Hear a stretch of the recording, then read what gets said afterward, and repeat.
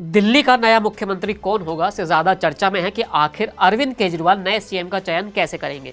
देश की राजनीति में संकट के वक्त मुख्यमंत्रियों ने अब तक 2 मॉडल से अपने उत्तराधिकारी का चयन किया है।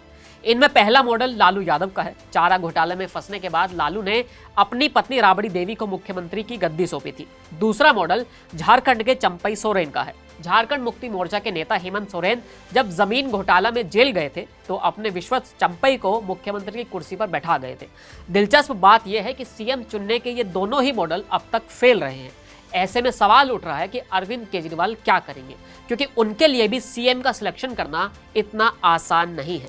जिन 2 मॉडल की बात हमने की है उसे एक बार विस्तार से समझ लेते हैं। सबसे पहले बात करते हैं लालू मॉडल आखिर क्या है। 1997 में चारा घोटाला मामले में जब तूल पकड़ा था तो केंद्रीय जांच एजेंसी यानी सीबीआई ने तत्कालीन मुख्यमंत्री लालू यादव पर शिकंजा कस दिया था। सीबीआई की गिरफ्तारी से कानूनी राहत ना मिलता देख लालू यादव ने अपनी पत्नी राबड़ी देवी को मुख्यमंत्री की कमान सौंप दी। देश के इतिहास में यह पहली बार था कि जब किसी नेता ने मुख्यमंत्री की कुर्सी अपनी पत्नी को ही सौंप दी हो। लालू के इस फैसले ने उनकी पार्टी के भीतर सियासी बवाल मचा दिया। बिहार में जनता दल में टूट हो गई। लालू का यह फैसला राष्ट्रीय जनता दल के लिए घातक साबित हुआ। साल 2000 के चुनाव में लालू की पार्टी जोड़ तोड़कर किसी तरह सरकार बनाने में सफल तो रही, लेकिन इसके बाद सत्ता से बाहर हो गई।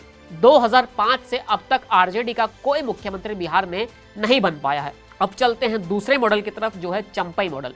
इसी साल की शुरुआत में झारखंड में झामुमो के नेता हेमंत सोरेन को प्रवर्तन निदेशालय ने जमीन घोटाले के मामले में गिरफ्तार कर लिया था। हेमंत की गिरफ्तारी के बाद मुख्यमंत्री कौन होगा, इसकी चर्चाएं तेज हो गई। इसी बीच जेल जाने से पहले हेमंत ने पार्टी के कद्दावर नेता चंपई सोरेन के नाम का प्रस्ताव रख दिया। चंपई सोरेन इसके बाद मुख्यमंत्री बने, लेकिन जब हेमंत बाहर आए तो उन्हें कुर्सी से हटा दिया गया। इससे नाराज चंपई ने हेमंत के खिलाफ मोर्चा खोल दिया। चंपई वर्तमान में हेमंत से बागी होकर बीजेपी में आ गए हैं। इसी तरह 2014 में नीतीश कुमार ने मुख्यमंत्री का चयन किया था। लोकसभा में हारने के बाद नीतीश ने इस्तीफा देकर जीतन राम मांझी को मुख्यमंत्री बनाया था। हालांकि कुछ ही महीने बाद मांझी भी नीतीश से बागी हो गए थे। अब यह भी जानना जरूरी है कि आखिर केजरीवाल के लिए राह इतनी आसान क्यों नहीं है। संकट के वक्त अब तक मुख्यमंत्री चुनने का लालू और चंपई मॉडल फेल साबित हुआ है। लालू मॉडल में पार्टी के भीतर ही बगावत हो गई थी, तो वहीं चंपई मांझी मॉडल में मुख्यमंत्री बनने वाले शख्स ही बागी हो गए थे। दूसरा पहलू यह है कि केजरीवाल अगर लालू मॉडल के सहारे मुख्यमंत्री का चयन करते हैं तो पार्टी के साथ साथ सार्वजनिक तौर पर भी उनकी किरकिरी हो सकती है। त्याग की इमेज को झटका भी लग सकता है।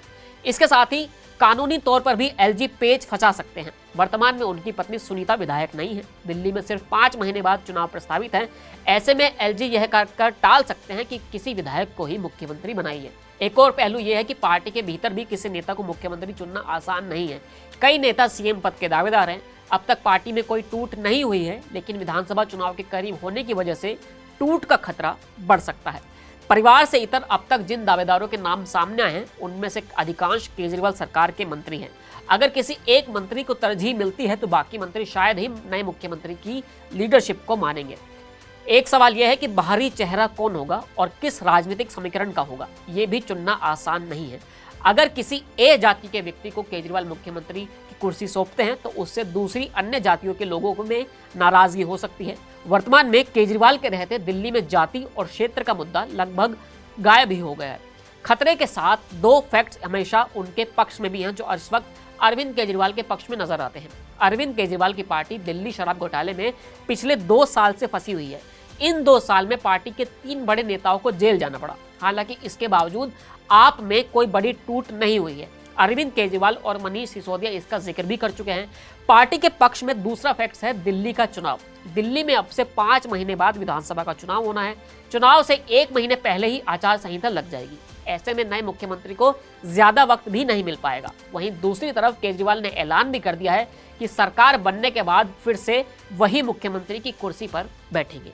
यानी अब देखना होगा कि आने वाले दिनों में दिल्ली में आखिर क्या होता है। फिलहाल इस वीडियो में इतना ही। फिर मिलेंगे नए वीडियो के साथ। शुक्रिया।